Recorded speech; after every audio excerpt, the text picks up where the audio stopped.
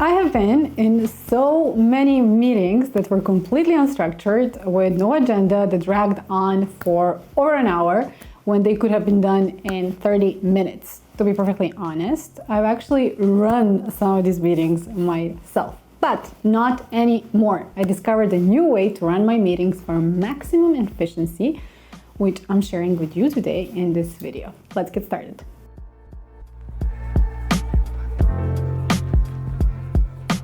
My name is Jelena and I'm a VP of Product in a cool startup during the work week, and on weekends I share my passions for personal productivity, product management and remote work on this channel. If this is something that you're interested in, please consider subscribing. I would love to have you here. So guys, I never heard anyone say that they love having meetings. I never heard anybody say like, oh, let's do more meetings, that's such a great thing. Especially on Zoom. But I don't think it's the meetings that just suck by default. I think all of us just don't like meetings that are inefficient, that are wasting our energy and eating into our productivity at work. So just recently, I discovered an efficient way to run a weekly recurring meetings, and I have quite a few of those, for maximum efficiency and structure, and I'm so glad that I found this. I learned the framework for these meetings from a colleague who recently joined our company and suggested we actually implement it, and I'm so glad we did. So the meeting framework comes from a management book called Traction by Gino Wickman. The book is about EOS, or Entrepreneurial Operating System, sounds really fancy, which is essentially a system for managing small to medium-sized businesses. So today I'm sharing with you the meeting framework from this book called the Level 10 Meeting, and honestly guys, it's a lifesaver. So let's get into it. So what is the Level 10 meeting? So the Level 10 meeting framework was designed specifically for leadership teams to run more effective and productive meetings.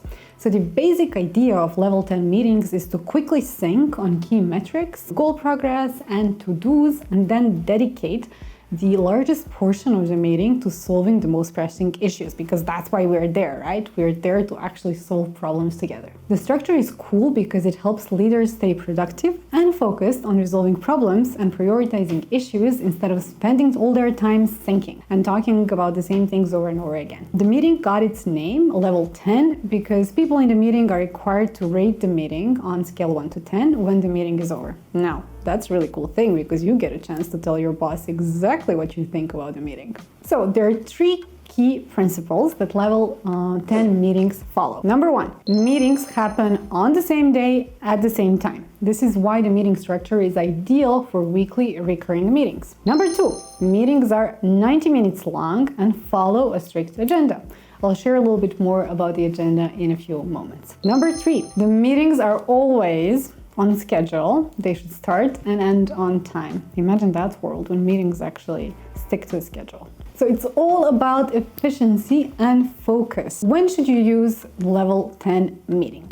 I believe this framework is ideal for recurring weekly leadership meetings because it helps the leadership team track the progress on company goals, key metrics, make sure that everybody in the team is on the same page, while dedicating bulk of the time to problem solving. And this is essentially what this structure was actually designed in the first place. So while this structure is ideal for leadership team meetings, I find it's really great for one-on-ones and department team meetings as well. However, in the case of one-on-ones, I really believe that 50 to 60 minute long meetings should be enough, and then for departmental and leadership team meetings to 90. In our company, we use this framework to run our leadership meetings, but I also run my one-on-ones with it, and my product team meeting I run also using this framework, and I'm really loving it because I'm structured and organized and everybody's happy. So now a few words about the tools to manage your Level 10 meetings. So there are a few software products on the market that you can actually use to manage your EOS process, the entire EOS process, and the Level 10 meetings. Probably the best well-known one is 90IO. I will leave the link to it down below. However, in our company, we're using a tool called Bloom Growth. I will leave a link to this app as well in the description box below. About Bloom Growth, I don't have much experience using 90IO. I just saw it being used in a couple of meetings in our company. But for Bloom Growth, I use it regularly. It's not the best app on the market, to be honest. There are a few UX issues and bugs. It can be kind of slow, but it works. The thing I like about it is the reminders, the meeting summaries, it sends to your email after every meeting, so I think that's really helpful. I do, however, think if you're going to implement the whole EOS process in the organization, then I think it makes sense to use actually an app to kind of run the whole process and organize it. Otherwise, I think if you're just going to stick to using the level 10 meeting agenda, honestly, using an app, like specific app, is a bit on overkill. I think you can just use Notion for it. And for that, I have created a Notion template for you to manage your level 10 meetings. I will leave the Notion template link down below in the description box. I will also use the Notion template throughout this video to illustrate different elements of the level 10 meeting agenda. Enough with this, so let's get into the agenda. To kick off the meeting, we're doing a process called check-in for about 5 minutes. This is where each person in the meeting shares one personal and one professional highlight or a piece of good news, essentially. This can be anything from a product improvement to finalizing the project to your dog getting a new haircut. I'll be honest, I find this bit of the meeting a little bit awkward because I've been working with some of the people on my team for many years and I don't know them very well on a personal level, so this kind of feels a bit awkward. But I do still think it's a good icebreaker, and it will definitely help you learn more about your coworkers, especially if you're in a remote company and you're not very close to your team. So the next part of the meeting is reporting on the KPIs. Everybody's favorite, everybody loves numbers, right? So this is the time of the meeting that also lasts up to 5 minutes, and this is where things get a little bit more serious. The idea is that each person in the meeting is responsible for a specific KPI or KPIs. I myself am responsible for 4 KPIs that are reported in our leadership team meeting. So the idea is that during this meeting portion, everyone reports their KPIs. But how we do this so that we're a bit more efficient with our time is that everybody enters their KPIs before the meeting, and then we just quickly sync in the meeting on the actual numbers, because it would be really annoying if everybody was now typing in their numbers. It would be really a mess. So we save a bit of time doing that. And I have to say that we're actually really diligent and organized with our KPI updates before the actual call. So I think that's great. So now it's time for the next part of the meeting, which is thinking on the quarterly goals, like reviewing the quarterly goals and reporting our current progress. This also lasts about 5 minutes. Currently, in our company, we're using Rocks as a way to set and track goals instead of using OKRs, which I feel are more common, and honestly, I prefer more.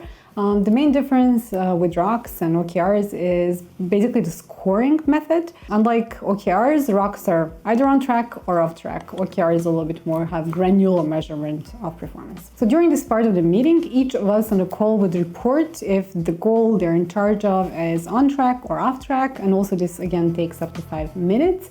And we also update our Rocks before the actual meeting so that we can here just quickly sync for maximum efficiency and time saving, because that's what it's all about. In the next portion of the meeting, we discuss headlines for 5 minutes, and headlines are either good or bad news or FYI type of information that people in the meeting might want to share. It could include information such as that a new feature was launched or that a new deal was closed and stuff like that. In our team, I have to say we don't have headlines every week, so sometimes we just skip this step. And I want to mention that anybody who participates in the meeting has the option to add headlines if they have any. So in the next portion of the meeting is time to review the to-do list. Here we quickly review the to-dos from the previous meeting. We dedicate up to 5 minutes to going over our to-dos.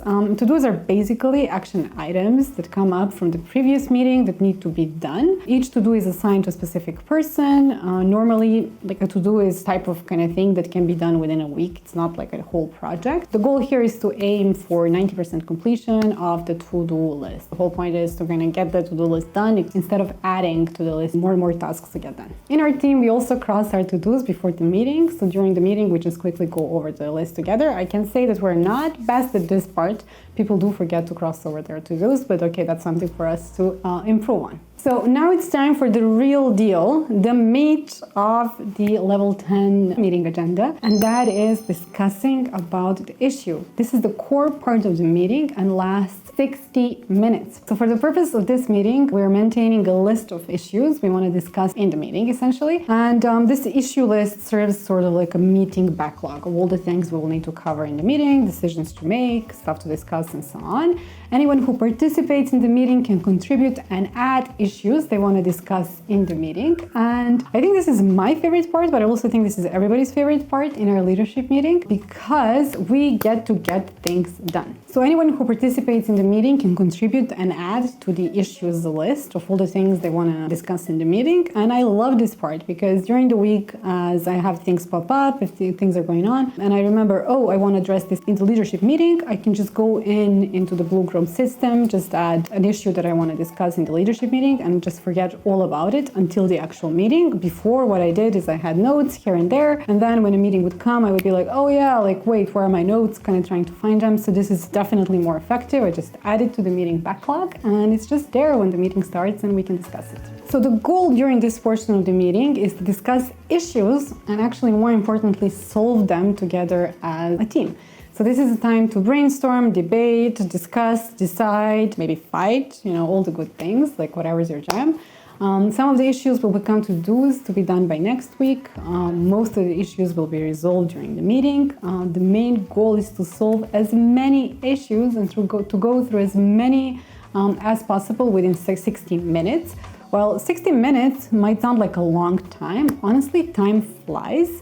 When we started implementing this framework, we often went over time because we couldn't stop discussing things. So ending the issue portion of the meeting on time is something that my team really needs to work on. Like, we need to get better at that, but it's definitely the most effective, useful, and fun part of the meeting. So that's what it's all about, solving those issues. Once the discussion about the issues is over, the final step of the meeting is to recap and wrap up, which only takes up to 5 minutes. The idea is to go over the to-do list that was created during the meeting so that everybody knows what needs to get done. Then we need to understand if we made some decisions in the meeting that we need to notify the rest of the team about. And this is really helpful because I can remember so many times when decisions were made in meetings and then relevant people weren't really notified who are not in the meeting. So kind of having this level of awareness is like, okay, who do we need to tell about what we decided on here is really, really great. And then everybody's favorite part is rating the meeting. What this means is that everybody on the call actually gives a score of 1 to 10 to the meeting. And that's the bit that I said you get to tell your boss exactly what you think about the meeting. The score should be given on how well the meeting followed the agenda, if the meeting started and ended on time, and how productive the overall meeting was. So the goal is to have a rating of around 8. And if the rating of the meeting, average rating of the meeting is below 8, then an issue should be open for the next meeting so that you can discuss on how to improve the whole process. All right, so that was the agenda of the level 10 meetings. I've been loving kind of this framework and how it has improved effectiveness of how we run meetings in our company. Now, I do want to share with you a few pros and cons of using the level 10 meeting agenda. So for the pros, I love that meetings are time-boxed. This kind of forces the whole team to stick to the allocated time, which I think is really, truly great. It's really all about getting into this practice of staying on time. Then having a clear agenda is really great. While it may be a little bit rigid, it actually helps keep people on the same page, and so everybody understands what exactly needs to be done, and there's really no confusion. Then I think it's really great to have continuous check-in on goals. So to actually accomplish goals, it's important to monitor the progression of goals regularly so that you can act on time if you're actually off track on your goal, and having this in a formalized structure really helps. And then solving issues, which is the largest portion of this meeting, is where all the action happens. So I think it's really great that people have a chance to discuss issues and get all the things out in the open and literally cross them off the list, and do that regularly. I think that's awesome. So now for the cons. I think strict facilitation could be seen as a con because you would have to have somebody from the meeting to take on the role of the facilitator and run the actual meeting. This is especially a problem if you're using a tool like Notion that will require a little bit of extra legwork to prepare basically for the meeting ahead. Awkward check-in. I said like checking can be kind of awkward. It does feel a bit fake and forced, if I'm being perfectly honest. It's not my favorite part of the meeting, but maybe you will enjoy this. So I think it's just a matter of personal preference. And then staying organized. If you're not staying organized with the meeting documentation, these meetings can become a bit of a mess. It will require people in the meeting to maintain their goals, KPIs, to-do lists, the issues list, and they will have to do that regularly. If these are not regularly updated and managed, things will turn for sure in a bit of a mess. So that's it, my friends. The level 10 meeting framework that can help you run effective and productive meetings. This framework has definitely helped me be more productive and effective. And again, I'm going to share with you my Notion template to manage your level 10 meeting agenda. I hope you will like it. It's linked down below in the description box. Do let me know how you're getting on with it. So thank you for watching. Here's another video for me somewhere on the screen that you might enjoy. Don't forget to subscribe and like this video. It will mean the world to me. And see you in the next one. Bye.